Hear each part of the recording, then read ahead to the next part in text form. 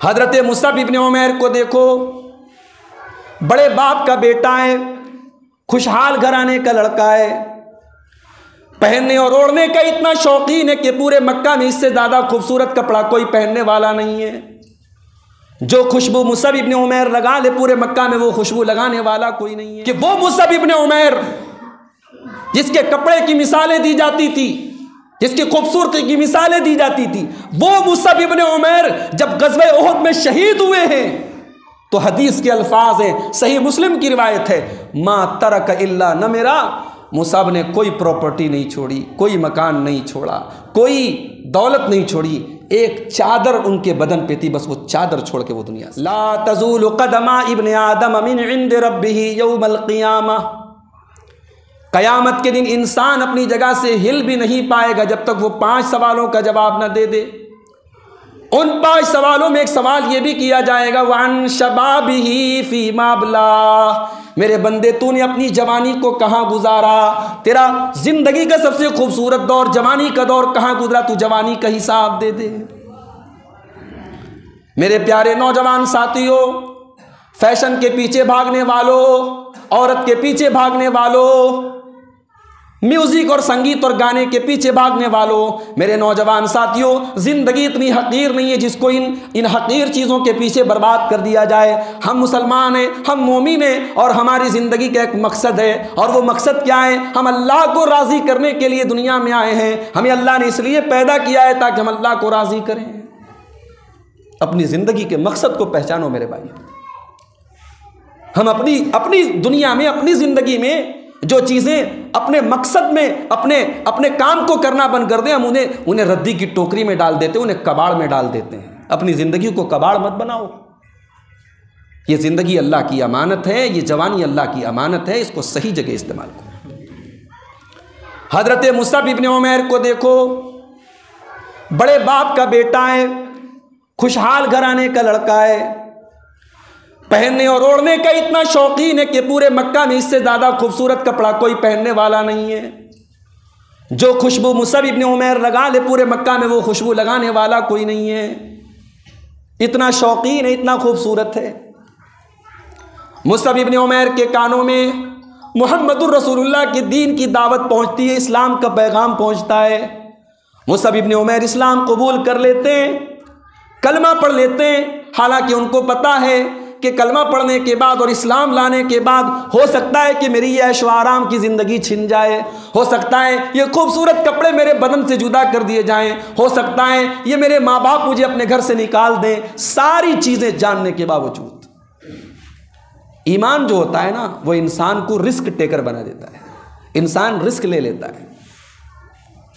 ईमान से बड़ी कोई दौलत नहीं है ना। ईमान जब आ गया, ईमान की वैल्यू जब आदमी को पता लग जाए, वो दुनिया का हर रिस्क लेने के लिए तैयार हो जाता है।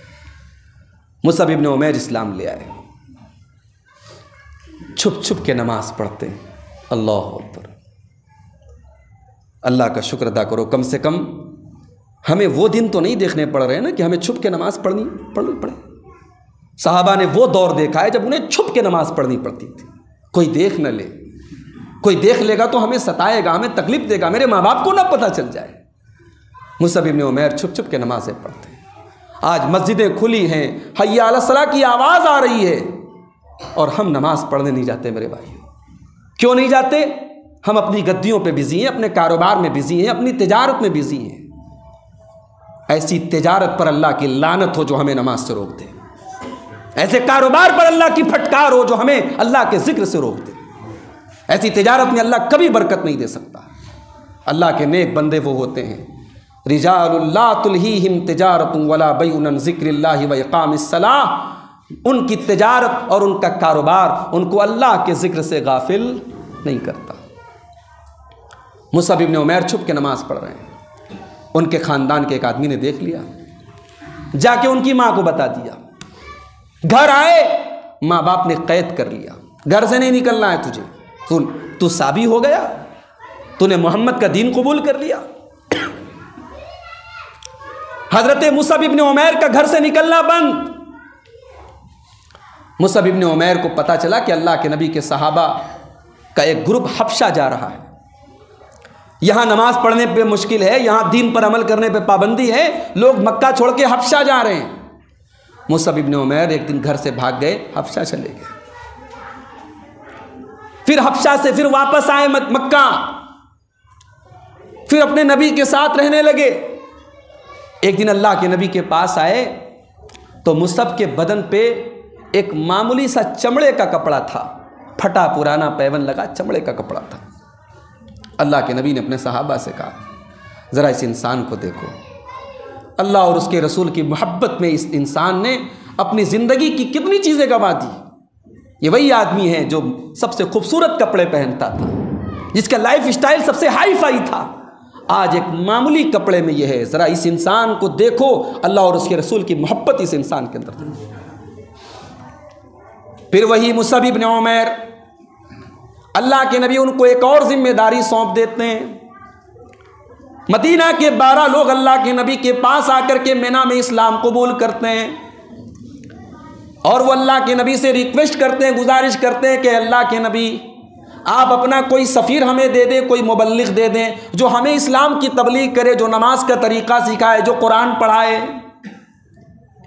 नबी अकरम ने अपने सहाबा में से हज़रत मुसअब इब्न उमैर का सिलेक्शन किया, उनको चुना और कहा कि मुसअब तुम जाओ और तुम जा करके मदीना के लोगों को इस्लाम की तालीम दो। मुसअब इब्न उमैर मदीना पहुंचे और 1 साल के अंदर उन्होंने इतनी मेहनत की इस्लाम की तबलीग के लिए, इस्लाम की दावत के लिए। 1 साल बाद उसी मदीना से 63 मर्द और औरत अल्लाह के नबी के पास मिना की वादी में आकर के इस्लाम कबूल करने का ऐलान करते। और 2 सालों के बाद पूरे मदीना का कोई घर ऐसा नहीं था जिस घर में अशहदु अल्ला इलाहा इल्लल्लाह व अशहदु अन्ना मुहम्मदुर रसूलुल्लाह कहने वाला कोई आदमी ना हो। मदीना के हर घर में नारे तकबीर की सदा को पहुंचा दिया हज़रत मुसअब इब्न उमैर ने। और नबी का ये मर्द मुजाहिद, नबी का ये सहाबी जब ये उहद में शहीद हुए तो चश्मे फलक ने यह नज़ारा भी देखा कि वो मुसअब इब्न उमैर जिसके कपड़े की मिसालें दी जाती थी, जिसकी खूबसूरती की मिसालें दी जाती थी, वो मुसअब इब्न उमैर जब ग़ज़वे उहद में शहीद हुए हैं तो हदीस के अल्फाज हैं, सही मुस्लिम की रिवायत है, मा तरक इल्ला नमेरा, मुसअब ने कोई प्रॉपर्टी नहीं छोड़ी, कोई मकान नहीं छोड़ा, कोई दौलत नहीं छोड़ी, एक चादर उनके बदन पे थी, बस वो चादर छोड़ के वो दुनिया से गए। और जब उनके इंतकाल, उनकी शहादत के बाद उस चादर से उनको कफनाया जाने लगा तो हदीस के अल्फाज हैं कि सर को ढांपा जाता था, पैर खुल जाता था, पैर को ढांपा जाता था। हाइट ज़्यादा थी उनके, लंबे तड़ंगे थे। अल्लाह के नबी ने हुक्म दिया कि सर को कवर कर दो और पैर के ऊपर इज़खिर घास, वहाँ पे एक घास पाई जाती थी इज़खिर, ताकि इस घास को डाल दो। ये भी तो नौजवान थे मेरे भाई, जवानी तो इन्होंने भी देखी, इनके अंदर भी तो इमोशंस थे, जज्बात थे, मगर इन्होंने अपनी ज़िंदगी के मकसद को पा लिया। ज़िंदगी का मकसद सिर्फ दौलत, शहवत, औरत नहीं है। ज़िंदगी का मकसद अल्लाह को राज़ी करना है। ज़िंदगी इन चीज़ों से आगे बढ़ने का भी नाम है। आज हम और आप मुसअब इब्न उमैर की ज़िंदगी को अपने सामने रखें और गौर करें, हम कहाँ हैं मेरे भाई।